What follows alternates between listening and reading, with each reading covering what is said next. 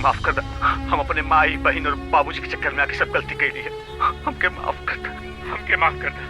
ये लोग के बहकावे में आके हम ही सब कर देली। हम बहू पर हाथ उठा देली।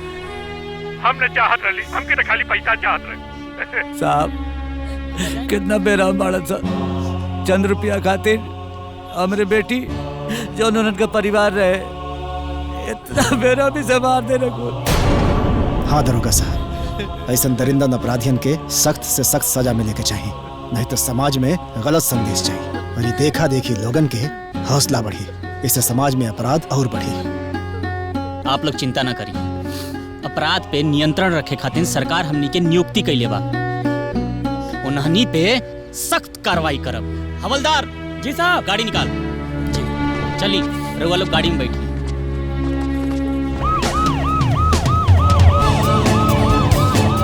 आई देखा पुलिस।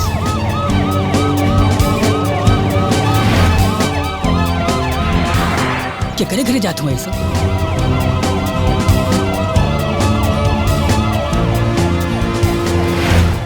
गांव में इतना पुलिस। ये बहन चला देखल जा, पुलिस आयल भी गांव में। चला चला चला देखल जा। चला चला चला बहन।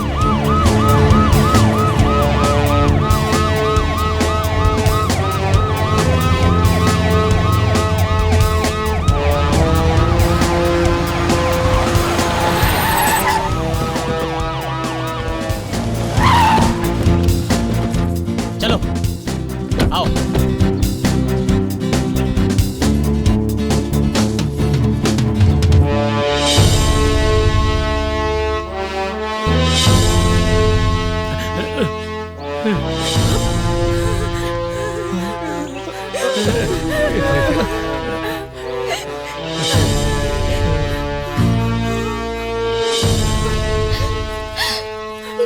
बेटी तू इतना दिन ये जानवरन के साथ कैसे बितौलू हुआ?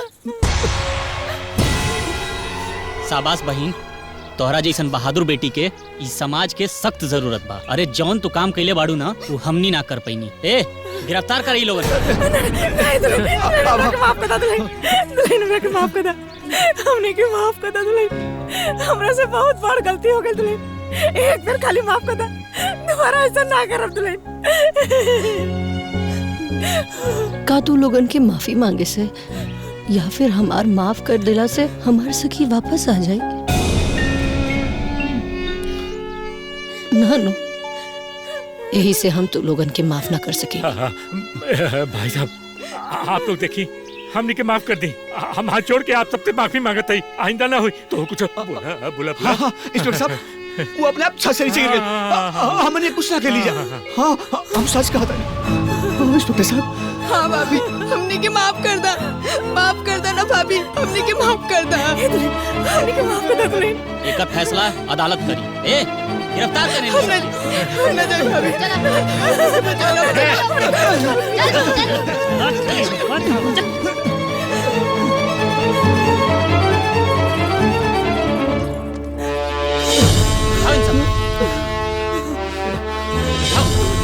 बिठाओ बिठाओ गाड़ी में।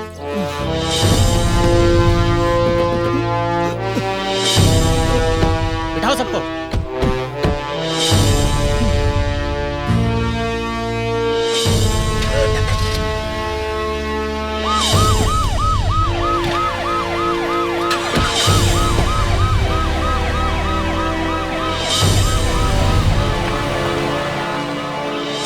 आ जाओ, फ्रेम में हो जी।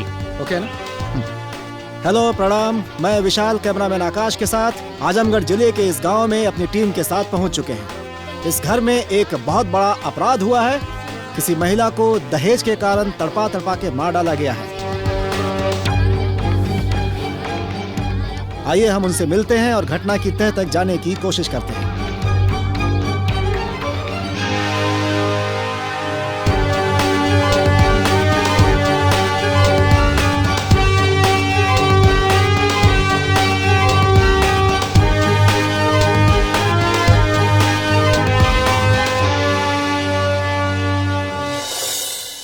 अच्छा, क्या आप बता सकती हैं इस तरह महिला उत्पीड़न और उनकी हत्या के पीछे सबसे बड़ा दोष किनका है?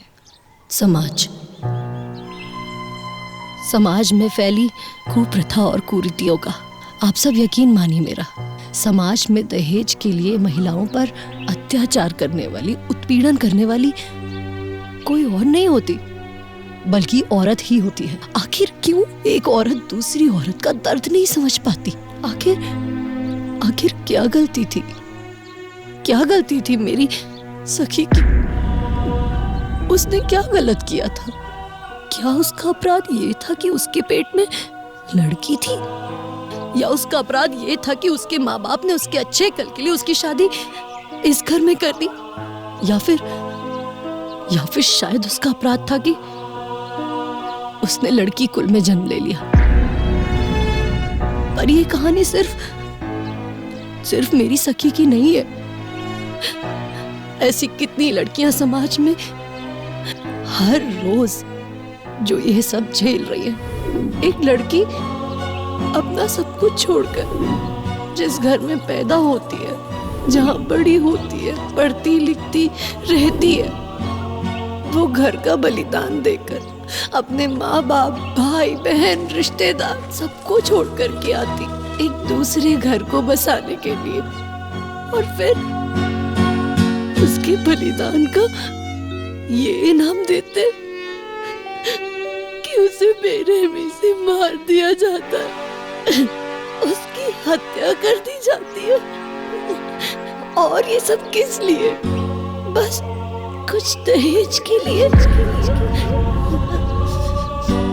मैं बस यही कहना चाहती हूँ आप सबसे कि अगर हम अपने घर में अपनी बहू बेटियों को बचा कर रखना चाहते हैं तो समाज में ये दहेज प्रथा, जो कि महामारी से भी बदतर है, उसे खत्म करना होगा।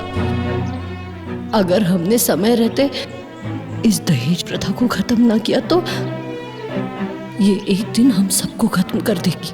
आज जो मेरी सखी के साथ हुआ वो कल को किसी के भी साथ हो सकता है, आपके साथ हो सकता है या आपके साथ हो सकता है। इसलिए हमें अपने आप को और अपने समाज को इस महामारी से बचाने के लिए एक साथ होकर आना होगा आगे। बस इतना ही कहना चाहती हूँ।